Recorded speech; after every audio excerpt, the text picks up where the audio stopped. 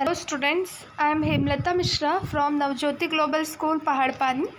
और आज जो हम चैप्टर पढ़ने जा रहे हैं वो है क्लास 7 की हिस्ट्री का चैप्टर नंबर 10, जो कि है 18th सेंचुरी पॉलिटिकल फॉर्मेशन। इसमें हम पढ़ेंगे 18th सेंचुरी में जब मुग़ल एम्पायर डिक्लाइन हुआ था तो जो छोटे छोटे रीजन्स थे वहाँ पे से जो किंग उठ के आए थे अपने रीजन में। ठीक है, ये सारी चीज़ें हम इस चैप्टर में पढ़ेंगे कि पहले कैसे मुग़ल एम्पायर पूरी एरिया ऑफ सब कॉन्टिनेंट में फैला हुआ था, फिर बाद में कैसे उसका डिक्लाइन हुआ। ठीक है, तो चलिए चैप्टर स्टार्ट करते हैं।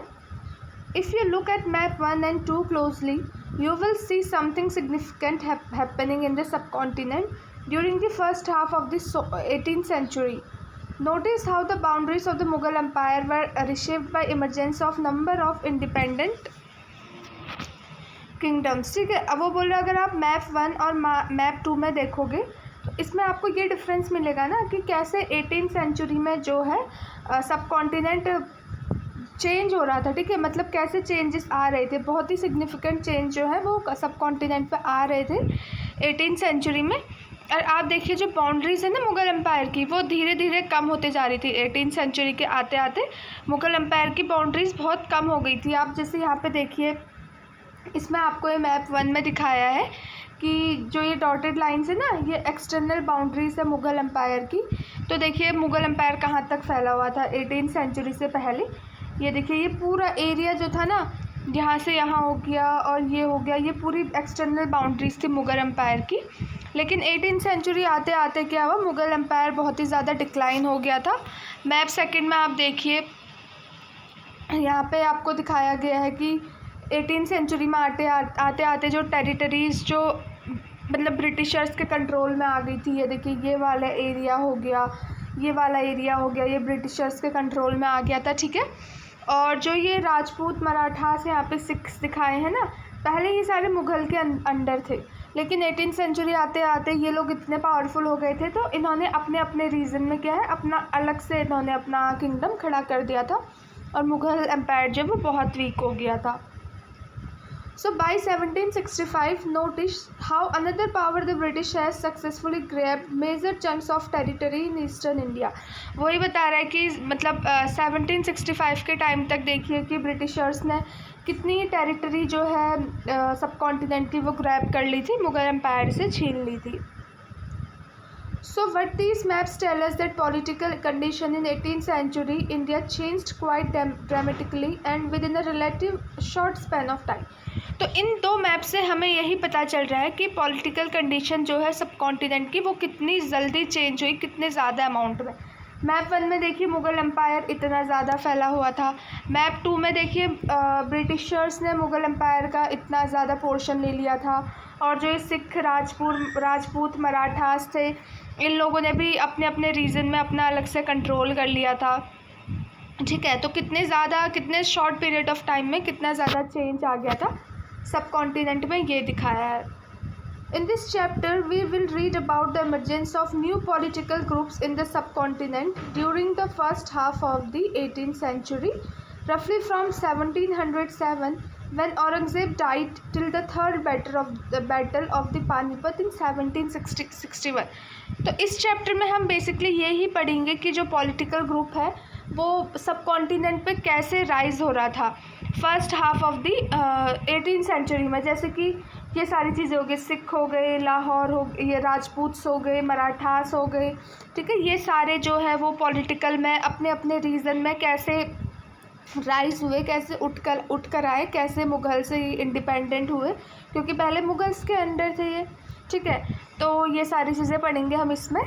और ये सारी चीज़ें पता है कब से स्टार्ट हुई, जब ना first half of the 18th century था, लाइक 1707 से जब औरंगज़ेब मरा था। ठीक है, औरंगज़ेब क्या था ना, जो मुग़ल एम्पायर का लास्ट ऐसा जो है वो किंग था, नवाब था, जो कि मतलब पावरफुल था। औरंगज़ेब के बाद जितने भी सक्सेसर आए ना मुग़ल एम्पायर में, वो वीक पड़ते गए।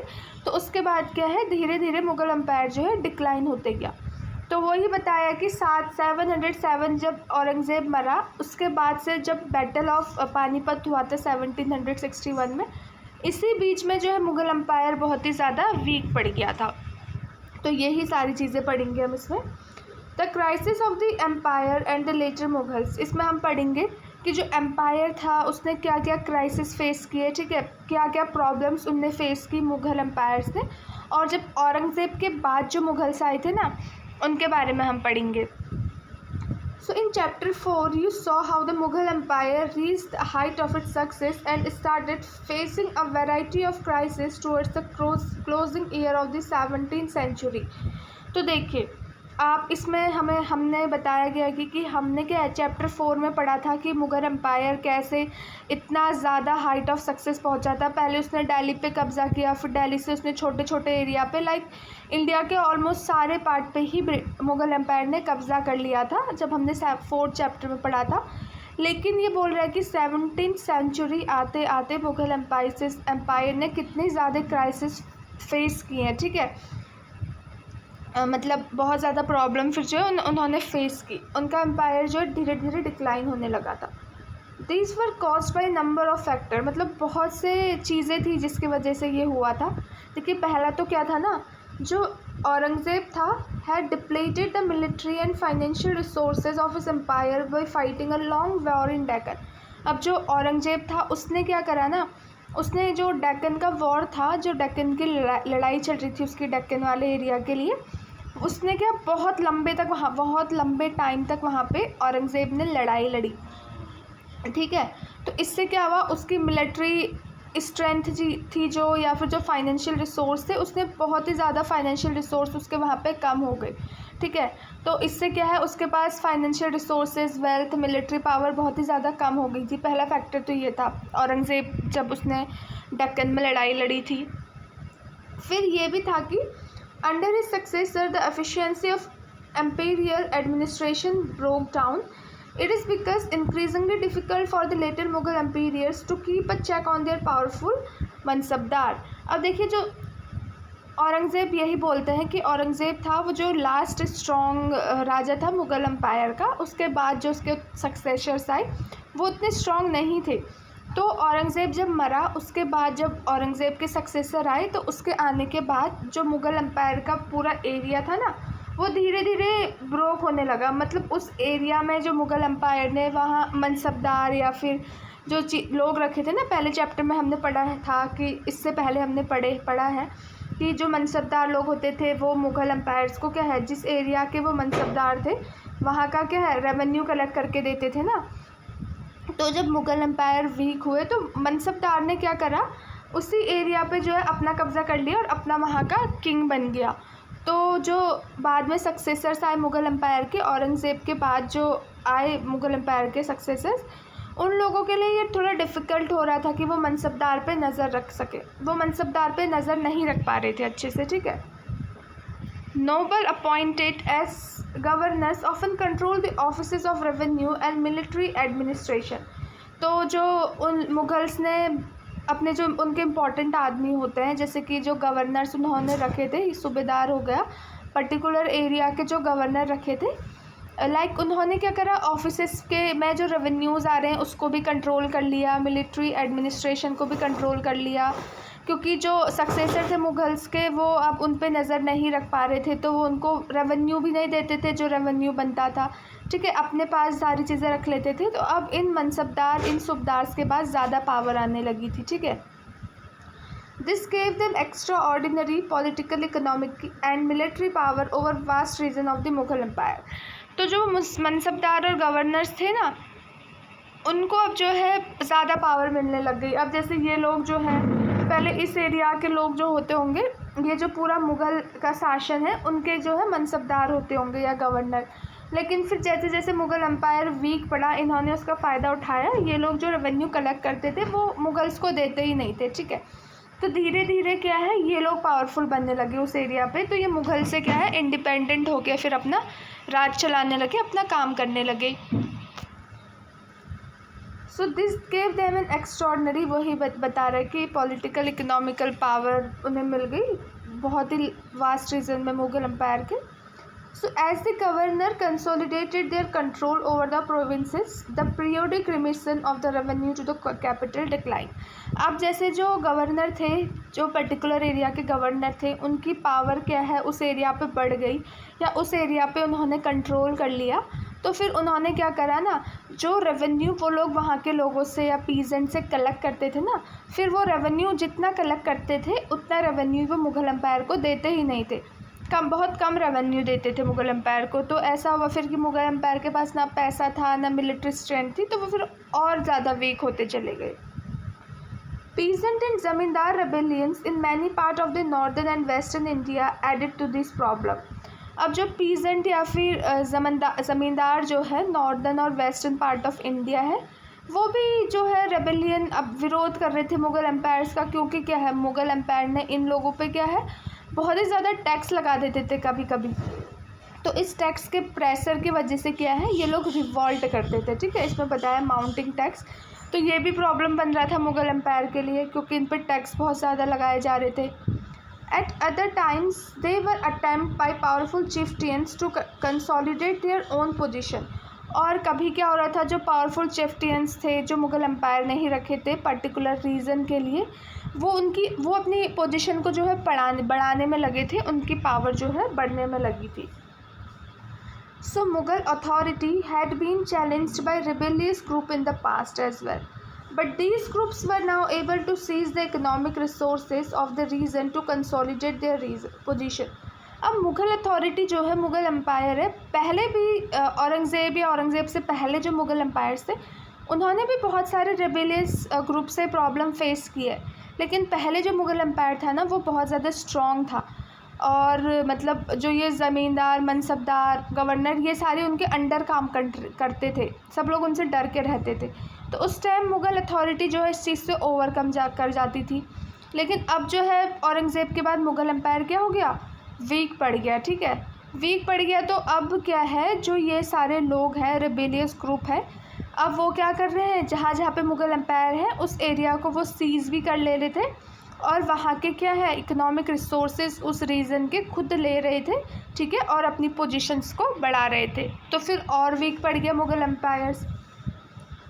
So the Mughal emperors after Aurangzeb were unable to arrest the gradual shifting of political and economic authority into the hand of provincial governor, local chieftain and other groups. तो जो Mughal एम्पीरियर्स like Aurangzeb के बाद जो भी आए ना, लाइक मतलब वो लोग हैं उन पे कंट्रोल नहीं कर पा रहे थे, जो गवर्नर्स उन लोगों ने रखे थे, लोकल चिफ्टियंस रखे थे और ग्रुप रखे थे, तो उन लोगों पे बिल्कुल कंट्रोल नहीं कर पा रहे थे। तो जिसकी वजह से फिर उन लोगों ने फिर मुग़ल लोगों के ऊपर, जो मुग़ल एम्पीरियर्स थे औरंगज़ेब के बाद, उनके ऊपर उनको वो वीक बन गए, तो फिर उन लोगों ने क्या उनकी बातें सुनने भी छोड़ दी।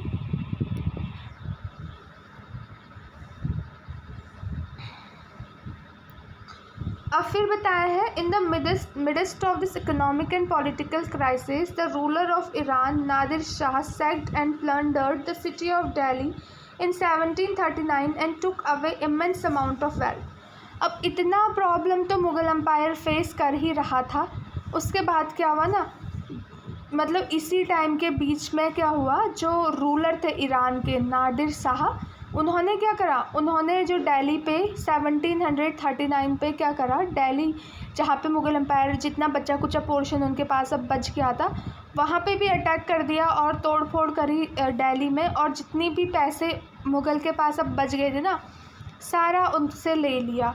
फिर क्या है, this invasion was followed by a series of plundering raids by Afghan ruler Ahmad Shah Abdali who invaded North India 5 times between 1748 and 1761। तो इसके बाद क्या हुआ ना, पहले नादिर शाह ने अटैक करा दिल्ली में 1739 में, पैसा ले लिया उनसे, फिर उसके बाद और भी लोगों ने जो है मुग़ल एम्पायर पे अटैक करा नॉर्थ इंडिया पे। जो अफ़गान रूलर अहमद शाह थे ना, उन्होंने नॉर्थ इंडिया पे 5 बार अटैक करा और वो भी अपने कब्ज़े में ले लिया 1748 से 1761 में। तो इसके बाद तो जो क्या है ना, मुग़ल एम्पायर्स के बाद कुछ बचा ही नहीं था। तो वैसे ही मुग़ल एम्पायर के इतना प्रेशर हो रहा था हर जगह से, उनके अपने ही मनसबदार चीफ्टेंस उनको दबा रहे थे, और फिर और जगह से भी उनको इतना प्रेशर आने लगा, और जो किसान लोग हैं वो भी उन पे रेबिलियन कर रहे हैं कि इतने ज़्यादा टैक्स वो लोग लगाते थे। तो जिसके वजह से क्या हुआ ना, जो मुग़ल एम्पायर क्या है वो बहुत ही ज़्यादा वीक हो गया। जितने भी ग्रुप ऑफ नोबल्स थे उनके अंडर भी क्या है, मुग़ल एम्पायर वीक हो गया। They were divided into two major groups of faction, the Iranis and Turanis, ठीक है, neighbor of Turkish descendant. For a long time, the later Mughal emperors were puppets in the hand of either one of the other of these two powerful groups. अब जो ये nobles थे ना, जो मुग़ल लोगों ने ही अपने काम के लिए इनको एक अच्छी पोजीशन दी थी, अब यही लोग पावरफुल बन गए थे। तो ये लोग क्या है, दो मेजर ग्रुप में इन्होंने खुद को डिवाइड कर लिया था, ठीक है। एक क्या, ये नोबल लोग थे, एक तो ये बन गए ईरानीस और दूसरे बन गए तुरानीस। तुरानीस मतलब जो टर्किश है उनके डिसेंडेंट हो गए, ईरानीस मतलब ईरान के जो है उनके डिसेंडेंट होंगे, ठीक है। तो मतलब ये खुद दो ग्रुप में डिवाइड हो गए। अब बहुत लंबे समय तक क्या है, जो मुग़ल एम्पीरियर है ना, लाइक वो किसी भी एक का पपेट बन के रहता था, या तो इस ग्रुप का मतलब कठपुतली बन के रहेगा, या तो इस ग्रुप का कठपुतली बन के रहेगा। मतलब अब मुग़ल के पास पावर नहीं थी, अब इन लोगों के पास पावर थी जिनको मुग़ल ने ही रखा था अपने काम पे। तो अब वो लोग जो है मुग़ल्स लोगों को अपने कहने पे चलाते थे, या तो ईरानी चलाते थे या तो तुरानीस जो है चलाते थे। The worst possible humiliation come when to Mughals emperor. अब देखिए इतना ज़्यादा गंदा तो मुगल्स के साथ हो ही गया था, उनके अपने ही नोबल्स ने उन पे इतना ज़्यादा उनके ऊपर मतलब वो मुगल्स लोग वीक हो गए थे, और जगह से भी उन पे कब्ज़ा हो रहा था। तो इससे भी बुरा अभी कुछ होने वाला था। इस बुरा कब हुआ ना, जब दो मुग़ल एम्पेयर्स थे, फ़ारूक सैयर था और अलामगीर सेकंड था, ठीक है। फ़ारूक सैयर को 1700 से 1719 और अलामगीर टू को 1754 से 1759, इन दोनों को क्या है, मार दिया गया।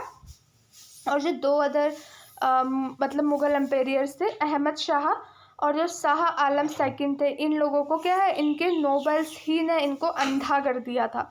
तो देखिए जो नोबल्स है जिनको मुग़ल एम्पायर ने, उनके जो ही ख़ास लोग थे ये नोबल्स, मुगल्स लोगों के इतनी अच्छी पोजीशन उनको दी थी, तो नोबल्स लोगों ने ही उनके ऊपर जो है ऐसा किया, मुगल्स को मार भी दिया उन्होंने, और दो मुगल्स को उन्होंने अंधा कर दिया था। अब देखिए इमरजेंस ऑफ न्यू स्टेट। अब क्या हुआ ना, जैसे मुग़ल एम्पायर क्या है इतना ज़्यादा वीक पड़ रहा था, तो जितने भी एरिया पे मुग़ल एम्पायर फैला हुआ था, और उस एरिया के जो जगह जगह, क्योंकि देखिए ना मुग़ल एम्पायर दिल्ली में था, तो वहाँ से क्या है हर एरिया पे, दूर दूर के एरिया पे देख पाना उनके लिए थोड़ा टफ होता था कि वहाँ क्या चल रहा है। तो उस एरिया पे वो अपने नोबल्स रख देते थे, मनसबदार हो गए या चीफ्टेंस, वहाँ पे वो रख दिया करते थे अपने। तो अब उस एरिया के लोग, जैसे ही मुग़ल वीक पड़ा, तो उस एरिया के जो लोग थे वो पावरफुल बनने लगे, वो फ़ायदा उठाने लगे। तो जैसे ही मुग़ल एम्पायर जो है जब पूरा ही डिक्लाइन हो गया था, तो क्या हुआ, the governors of large provinces, subahdars and the great zamindars consolidated their authority in different part of the subcontinent. फिर क्या था, जैसे ही मुग़ल एम्पायर का डिक्लाइन हुआ, तो जो गवर्नर थे ना, उन्होंने एरियाज़ के जो मुग़ल एम्पायर्स ने ही रखे थे, वो लोग क्या है अपनी पोजीशन अलग अलग पार्ट ऑफ सब कॉन्टिनेंट में वो अपनी पोजीशन बढ़ाने लगे, और पावरफुल वो बनने लगे। तो वो उस रीजन के क्या है, राजा बनने लगे। पहले सब दिल्ली के अंडर आते थे, लेकिन फिर पर्टिकुलर रीजन के जो वहाँ के नोबल्स थे, जैसे ज़मींदार हो गया और सूबेदार हो गया, वो उस रीजन्स में जो है वो अपना मतलब वो खुद फिर वहाँ के किंग बनने लगे। Through the 18th century, the Mughal Empire gradually fragmented into number of independent regional state. अब क्या हुआ, 18th सेंचुरी तक तो क्या हो गया, मुग़ल एम्पायर बहुत ही ज़्यादा वीक हो गया था, तो पूरा मुग़ल एम्पायर टूट गया था और वो इंडिपेंडेंट रीजनल स्टेट में बट गया था। जैसे इंडिया है, ठीक है, तो ये पूरा पार्ट पहले मुग़ल एम्पायर के अंदर था, लेकिन अब क्या हुआ, उस पार्ट में जो छोटे छोटे स्टेट्स थे ना, जहाँ ज़मींदार और गवर्नर लोग थे, वो लोग अपनी पावर वहाँ पे आई, तो जो मुग़ल एम्पायर अब जो है छोटे छोटे टुकड़ों में बट गया, और जो वहाँ के रूलर थे वो इंडिपेंडेंटली अब खुद अपना राज करने लग गए अपने स्टेट में। Broadly speaking, the states of the 18th century can be divided into 3 overlapping groups. अब अगर हम बात करें तो जो स्टेट डिवाइड हो गए थे ना उनको 3 ग्रुप में बता रखा है। तो देखिए सबसे पहला क्या है ना, the state that were old Mughal provinces like Awadh, Bengal and Hyderabad. जो स्टेट जो मुगल्स ने सबसे पहले जो मुगल के प्रोविंसेस थे जैसे कि अवध, बंगाल और हैदराबाद जो स्टेट थे, वहाँ पे क्या हुआ था ना, although extremely powerful and quite independent, the ruler of these states did not break their formal ties with the Mughal Empire. अब जो अवध के, बंगाल स्टेट के और हैदराबाद स्टेट के जो मनसबदार या फिर जो गवर्नर जो वहाँ के राजा बन गए थे, ठीक है, ये सबसे ज़्यादा पावरफुल थे, बहुत ही ज़्यादा पावरफुल थे और बहुत ही इंडिपेंडेंट भी थे। लेकिन ये मुग़ल के बहुत पुराने एरियाज़ थे, तो इन लोगों ने क्या करा, मुग़ल से अपना पूरा रिश्ता नहीं तोड़ा, ठीक है। ये मुग़ल लोगों से जो है वो उनके साथ रहते थे, ठीक है, पूरा उनसे रिश्ता इन लोगों ने अपना नहीं तोड़ा था। और जो दूसरा ग्रुप था वो कौन सा था, state that had enjoyed considerable independence under the Mughal as watan jagirs. अब दूसरे ऐसे लोग थे ना जिन्होंने मुग़ल शासन के अंडर ही बहुत ही ज़्यादा इंडिपेंडेंस उनको मिली थी, जैसे कि वतन जागीर्स उन्हें बोलते थे, जिसमें आते थे सेवरल राजपूत प्रिंसिपैलिटीज़ आते थे, ठीक है। दूसरे ग्रुप वो लोग थे जिन्होंने वतन मतलब मुग़ल एम्पायर के अंडर भी उनको बहुत ही मतलब इंडिपेंडेंस मिला था, जो राजपूत लोग थे। पहला कौन थे, जो बंगाल अवध के थे, जिन्होंने मुग़ल एम्पायर के डिक्लाइन होने के बाद भी उनसे पूरी तरीके से जो है नाता नहीं तोड़ा था, वो उनके साथ बच के थे, भले ही उनके पास अपनी अलग से पावर थी, बहुत ही ज़्यादा पावरफुल थे, फिर भी वो मुग़ल्स को मानते थे, क्योंकि मुग़ल्स पहले उनसे ऊपर थे ना, तो फिर भी वो थोड़ा बहुत उनको मानते थे। फिर दूसरा कौन थे, राजपूत लोग, वतन जागीर्स जिन्हें बोलते हैं, जिन्होंने मुग़ल शासन के अंडर ही वो बहुत ही इंडिपेंडेंटली रहे थे।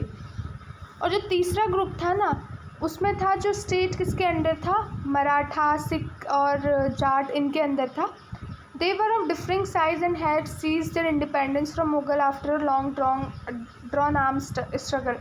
Like जो ये मराठा, सिख और जाट्स, इनका अपना जिस रीजन पे इन्होंने कंट्रोल कर रखा था, अलग अलग साइज़ का था, लेकिन इन लोगों ने क्या है, मुग़ल से जो है अपनी इंडिपेंडेंस वो छीन के लाए थे। उन्होंने बहुत ही लड़ाई करी मुग़ल से और अपनी जो इंडिपेंडेंस ये छीन के लाई, ठीक है।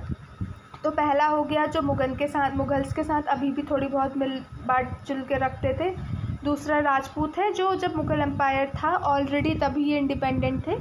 तीसरे हैं जो ये मराठा, सिख लोग थे, ये मुग़ल से जो है इन्होंने लड़ाई की और अपनी इंडिपेंडेंस जो है, अपनी आज़ादी उनसे छीन लाई, ठीक है। अब देखिए द ओल्ड मुग़ल प्रोविंसेस मतलब जो मुग़ल्स ने सबसे पहले या बहुत पहले जहाँ पे मुग़ल लोगों ने कब्ज़ा करा था। So among the states that were carved out of the old Mughal provinces in the 18th century, 3 out of very prominently these were Awadh, Bengal and Hyderabad. तो मतलब जो स्टेट्स थे जो मुग़ल एम्पायर से अब हट गए थे, ठीक है, एकदम अलग हो गए थे 18th century में, उसमें से 3 स्टेट ऐसे थे जो बहुत ही इम्पॉर्टेंट थे, जैसे कि अवध हो गया, बंगाल हो गया और हैदराबाद, ये बहुत ही इम्पॉर्टेंट स्टेट थे। All 3 states were founded by a number of high Mughal nobility who had been governor of large provinces. तो ये जो तीनों स्टेट्स थे ना, ये जो मुग़ल के बहुत ही हाई नोबिलिटी थी, मतलब जब मुग़ल शासन चल रहा था उस टाइम पे मुग़ल लोगों ने जिस मतलब इन लोगों को क्या है बहुत ही हाई पोजीशन में रखा था। तो ये ही लोग जो है ये 3 स्टेट्स को इन्होंने ही फाउंड किया था, मतलब ये ही अब क्या कर रहे थे, उस स्टेट को चला रहे थे। जैसे जो सादित खान है वो अवध को चला रहा था, मुर्शद अली खान बंगाल को और असफ जाह हैदराबाद को चला रहा था।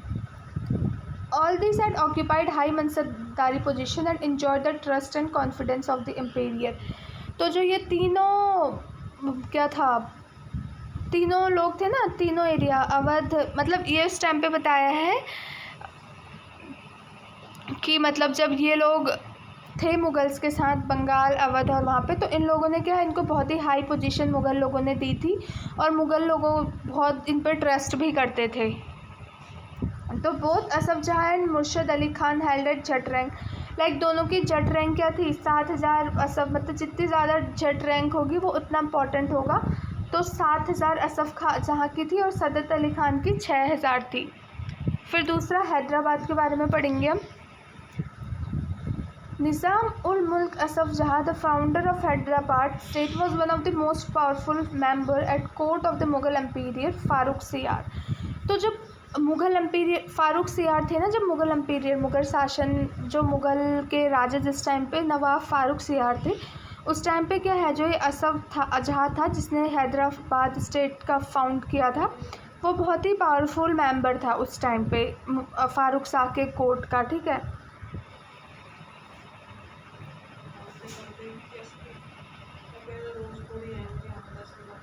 He was entrusted first with governorship of Awadh and later given charge of the Deccan।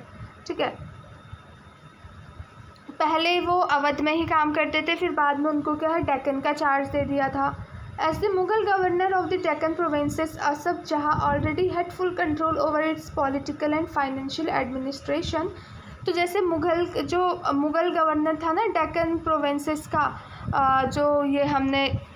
ये जो था असफ जहाँ था, ठीक है, इसके पास पॉलिटिकली और फाइनेंशियली तो बहुत ही कंट्रोल था एडमिनिस्ट्रेशन में। तो उसने क्या है इसी चीज़ का एडवांटेज उठाया और क्या करा, कंपटीशन किया, जो कोर्ट नोबेलिटी के लिए अगेंस्ट इसने कंपटीशन किया और जो सारी पावर है इसके हाथ में आ गई और ये एक्चुअल रूलर बन गया रीजन का। फिर असफ जहाँ क्या है स्किल्ड सोल्जर्स और एडमिनिस्ट्रेशन लाया अपने साथ, कहाँ से, नॉर्दर्न इंडिया से। ठीक है, मतलब साउथ इंडिया से इनको अपने साथ, मतलब नॉर्थ इंडिया से इन स्किल्ड सोल्जर्स को अपने साथ लेके आया, कहाँ पे, साउथ इंडिया पे। He appointed mansabdar and granted jagirs. तो देखिए पहले असफ जहाँ खुद जो मुग़ल का एक आदमी था, बहुत इंपॉर्टेंट पर्सन था। ठीक है, कौन से मुग़ल का, फारूक सैयर का, ये उसके कोर्ट पे ही काम करता था। अब इसने देखा कि ये मुग़ल जो है वीक पड़ रहे हैं, तो इसने लड़ के क्या है उसको हटा दिया और ख़ुद अपने उस रीजन का बन गया ये इम्पोर्टेंट। और ये बहुत ही स्किल्ड सोल्जर लेके आया नॉर्दर्न इंडिया से साउथ इंडिया पे, और उनको क्या है मनसबदार रखा, उनको जो है लैंड दी अपनी। और although he was still a servant of the Mughal emperor, अभी भी क्या है वो था तो मुग़ल एम्पीरियर का servant he. He ruled quite independently without seeking any direction from Delhi or facing any interference। अभी जो मेन मुग़ल एम्पीरियर दिल्ली से ही काम करते थे, मेन वहीं पे था। तो अब ये सर्वेंट तो था ही मुग़ल एम्पीरियर का, तो जो मुग़ल लोग हैं ना वो इसको इंडिपेंडेंटली ये काम करता था और उनसे कोई डायरेक्शन नहीं लेता था, पूछता नहीं था कि मैं ये करना है वो करना है। जो भी ये डिसीज़न लेता था ना वो जो मुग़ल एम्पीरियर थे वो कंफर्म कर देते थे एकदम। The state of Hyderabad was constantly engaged in struggle against the Marathas to the west and with independent Telugu warrior chiefs of the plateau। तो जो हैदराबाद का स्टेट है वो जो मराठास और इनके बीच में क्या कंटिन्यूसली वॉर चल रहा था, लाइक ये उसके अगेंस्ट जो है वो लड़ाई लड़ रहे थे। The ambition of the Nizam to control the rich textile producing area of the Coromandel coast in the east were checked by the British, who were becoming increasingly powerful in that region। तो जो ambition था ना निज़ाम का वो ये चाहता था कि मैं क्या है, निज़ाम यही जो अब हैदराबाद रीजन का बहुत इंपॉर्टेंट वो बन गया था, वो चाहता था कि जो टेक्सटाइल प्रोड्यूसिंग एरियाज़ हैं जहाँ पे कपड़े अच्छे रॉ मटेरियल मिल जाता है, कोरोमंडल कोस्ट ईस्ट में जो है मैं वहाँ पे कंट्रोल करूँ। लेकिन वहाँ पे क्या है ऑलरेडी उसने देखा कि जो ब्रिटिशर्स लोग हैं वो बहुत ही ज़्यादा पावरफुल बन रहे हैं। अब अवध के बारे में हम पढ़ेंगे। बुरहान उल मुल्क सादत Khan was appointed Subedar of Awadh in 1722 and founded a state which was one of the most important to emerge out of the breakup of the Mughal Empire। तो जो बुरहान उल मुल्क सादत थे वो अपॉइंट किए गए थे, ठीक है, अवध के सूबेदार। 1722 में अवध के सूबेदार जो है वो उन्हें अपॉइंट किया था मुगल्स ने। तो जब मुग़ल एम्पायर जब ब्रेक हो गया था, टूट गया था, तो ये सबसे मतलब ऐसा स्टेट था जो सबसे ज़्यादा उभर के आया था। Awadh was a prosperous region, बहुत पैसा था इसके पास, बहुत वेल्दी रीजन था ये। अवध जो था, controlling the rich alluvial Ganga plain and the main trade route between north India and Bengal. तो जो अवध है उसका क्या था, जो गंगा प्लेन के पास बहुत ही अच्छी सॉयल थी उस पर भी इसका कंट्रोल था, और जो मेन ट्रेड रूट था जहाँ से व्यापार होता था नॉर्थ इंडिया और बंगाल के बीच में, उसका भी कंट्रोल था इसके ऊपर। सो Burhan ul Mulk also held the combined offices of subedari, diwani and faujdari, ठीक है। In other words he was responsible for managing the political, financial and military affairs of the Awadh. तो जो ये बुरहान उल मुल्क था ना, ये ही सारी चीज़ें देखता था अवध की, लाइक वहाँ की पॉलिटिकली क्या चल रहा है, फाइनेंशियली, मिलिट्री, ये सारी चीज़ें देखता था। So Burhan ul Mulk tried to decrease Mughal influence in the Awadh region by reducing the number of offices holders appointed by the Mughals। तो अब जो मुग़ल मतलब बुरहान उल मुल्क है वो चाहता था कि जो मुग़ल है, ठीक है, इनका क्या है अवध रीजन में क्या है इन्फ्लुएंस या दखलंदाजी जो भी ये देते हैं ये बहुत कम हो जाए। तो इसने क्या है जो भी अवध जो भी मतलब मुग़ल्स ने यहाँ पे जागीरदार और जो सारे ऑफिस सारे लोगों को यहाँ पे रखा था ऑफिस में, इसने उन सबको जो है हटा दिया वहाँ से, जो भी मुग़ल्स लोगों ने रखा था। He also reduce the size of jagirs का साइज़, मतलब जो ये लैंड देते थे ना जागीर मनसबदार इन लोगों को, वो भी इसने कम कर दिया था। And appointed his own loyal servant to vacant position, और जो खाली पोजीशन थी वहाँ पे अपने खुद के आदमी इसने रख दिए थे। किसने? ये बुरहान उल मुल्क ने, जो अवध में काम कर रहा था। The account of जागीरदार्स were checked to prevent cheating and the revenues of all districts were rearranged by official appointed by Nawab court. और जो जागीर है इन लोगों को टाइम टू टाइम चेक किया जाता था ताकि ये रेवेन्यू अच्छे से दे। He seized a number of Rajput zamindars and the agriculturally fertile land of Afghans of रोहुल्ली Khan. तो जो इसने क्या करा ना, जो ये बुरहान उल मुल्क था, इसने क्या है नंबर ऑफ़ राजपूत के जो ज़मींदार थे वहाँ उनका फर्टाइल लैंड था उस पर भी इसने जो है कब्ज़ा कर लिया था। The state dependent on local bankers and Mahajan for loans. अब जो स्टेट था वो लोकल बैंकर्स थे और जो महाजर्स थे वहाँ के, उन पे ही डिपेंड करता था लोन लेने के लिए, ठीक है। It sold the right to collect tax to the highest bidders, ठीक है, लाइक वो बहुत ही ज़्यादा टैक्स जो है वो लोगों से लेते थे।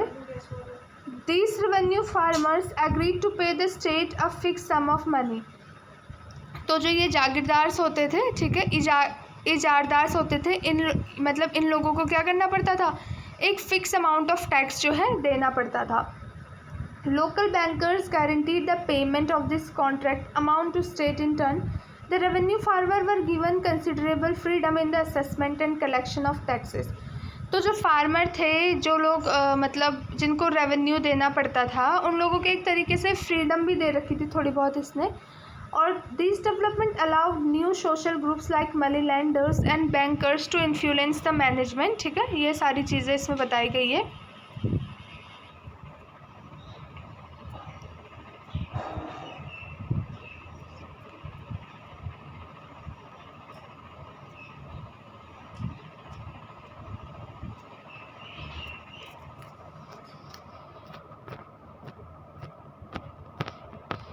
फिर देखिए इसके बाद हमने यहाँ पे क्या पढ़ा था, कहाँ पहुँच गया हम, ये सारी चीज़ें देख लीजिए ना हमने। इमरजेंसी अवध के बारे में देख लिया था, बंगाल के बारे में, हाँ बंगाल के बारे में देखना था, ठीक है। अब देखिए बंगाल में क्या हुआ था वो देखते हैं। Bengal gradually broke away from Mughal control under Murshid Ali Khan, who was appointed as the Naibi Deputy to the governor of the provinces। तो बंगाल भी क्या है धीरे धीरे मुग़ल के कंट्रोल से टूट रहा था, जो कि मुर्शिद अली खान का था, जिसको क्या है मुग़ल लोगों ने वहाँ का गवर्नर रखा था बंगाल का। अब देखिए मुग़ल जो थे ना अलग अलग जगह पे अपने गवर्नर रखते थे, क्योंकि दिल्ली से उनका हर जगह पे फोकस करवाना पॉसिबल नहीं था, इसलिए वो गवर्नर रखते थे वहाँ पे। पर अब मुग़ल वीक हो रहा था तो ये गवर्नर जो है फ़ायदा उठाने लग गए इस चीज़ का। Although never a formal Subdar, Murshid Ali Khan very quickly seized all the power that went with that office। तो फिर क्या था, मुर्शिद अली खान ने बहुत ही जल्दी जो है उसने बंगाल में भी अपना कब्ज़ा कर लिया था जैसे ही मुग़ल एम्पायर वीक हुआ। Like the rulers of Hyderabad and Awadh, he also commanded the revenue administration of the state. फिर जैसे मुग़ल और मतलब जैसे अवध और हैदराबाद ने किया था, फिर अब ये भी क्या करने लगा, रेवेन्यू देखने लगा स्टेट के. In an effort to reduce Mughal influence in Bengal, he transferred all Mughal jagidars to Odisha and ordered a major reassessment of the revenue of Bengal. अब जैसे आपने देखा ना कि ऊपर हैदराबाद और अवध के लोगों ने क्या करा, जो कि जागीरदार जो थे मुगल्स ने रखे थे मतलब अपने रेवेन्यू कलेक्ट करने के लिए वहाँ पे, उसने इन सारे जागीरदार्स को क्या है उड़ीसा में भेज दिया. वहाँ से जहाँ पे ये था बंगाल की पोजीशन इनको हटा दिया और जो रेवेन्यू कलेक्ट करने का एक इसने नए तरीके से फिर से स्टार्ट किया बंगाल में. अब इसने नया तरीका निकाला रेवेन्यू कलेक्ट करने का. तो जो रेवेन्यू है वो कैश में कलेक्ट किया जाता था with great strictness from all zamindars, और बहुत ही ग्रेट मतलब स्ट्रिक्ट तरीके से रेवेन्यू कलेक्ट किया जाता था. मतलब कि टाइम पे तुम्हें रेवेन्यू देना है, जितना रेवेन्यू है उतना रेवेन्यू तुम्हें देना पड़ेगा. तो इसके वजह से क्या हुआ था ना, many zamindars had to borrow money from bankers and money lenders, those unable to pay were force to sell their land to large zamindars. अब इतना स्ट्रिक्ट हो गया था रेवेन्यू पे करने का जो मेथड था, जो बंगाल में इन लोगों ने इसने कर दिया था. तो अब रेवेन्यू कैश में कलेक्ट किया जा रहा है, तो बहुत से जो ज़मींदार थे उनको क्या करना पड़ता था, मतलब पैसा लेना पड़ता था उधारी में, या तो मनी से पैसा लेते थे, बैंक से पैसा लेते थे जो बैंकर्स थे, या फिर मनी लैंडर्स थे, ठीक है, उनसे जो ये पैसा लेते थे उधार में. अगर उन लोगों का पैसे टाइम पे ये नहीं देते थे तो इनसे फिर फोर्स किया जाता था कि जो तुम अपनी ज़मीन है ना वो क्या करो, बड़े ज़मींदार को तुम लोग दे दो, अगर तुम पैसा नहीं दे पा रहे हो टाइम से तो उनको दे दो. So the formation of a regional state in 18th century Bengal therefore led to considerable change, ठीक है, amongst the ज़मींदार. तो इससे क्या है, बंगाल में जो ये रेवेन्यू कलेक्ट करने का भी तरीका अलग आ गया था, तो इससे क्या है बहुत ही ज़्यादा चेंज आया था. The close connection between the state and bankers noticeable in Hyderabad and Awadh as well as, ठीक है, जो क्लोज कनेक्शन था बिटवीन द जो बैंकर्स था और जो स्टेट था उनके बीच में बहुत ही कनेक्शन था. ठीक है, ये अवध, हैदराबाद और बंगाल तीनों जगह देखने को मिला अलविरुद्दीन खान के रूल में. ड्यूरिंग इस region the banking house of Jagat Singh become extremely prosperous. तो इस टाइम पे जो बैंकिंग हाउस था ना वो बहुत ही ज़्यादा अमीर बन गया, क्योंकि क्या है, ज़मींदार जो लोग हैं यहाँ से लोन ले रहे हैं अपने टैक्सेस पे करने के लिए, और टैक्स नहीं दे पा रहे हैं तो फिर ये लोग उनकी ज़मीन रख ले रहे हैं. ठीक है, तो ये बहुत ही ज़्यादा बैंकिंग जो है वो बहुत ही ज़्यादा पैसा इनके पास आने लगा था. If we take a bird's eye view, we can detect 3 common features among these states. अगर हम अच्छे से इन तीनों स्टेट्स को देखें, अवध, हैदराबाद और बंगाल में, तो 3 कॉमन फीचर्स जो है हमें इनमें देखने को मिलेंगे.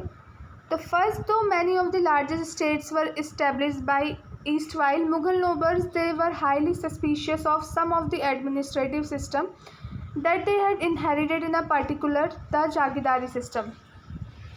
तो इन्होंने क्या है बता रखा है कि जो बहुत से लार्जेस्ट स्टेट्स थे जो बन रहे थे ईस्ट वाइल में, ठीक है, जो मुगल्स नोबल थे ना वो बहुत ही सस्पिशियस थे सम मतलब कुछ एडमिनिस्ट्रेटिव सिस्टम को लेके जिसको इनहेरिट किया गया है. ठीक है,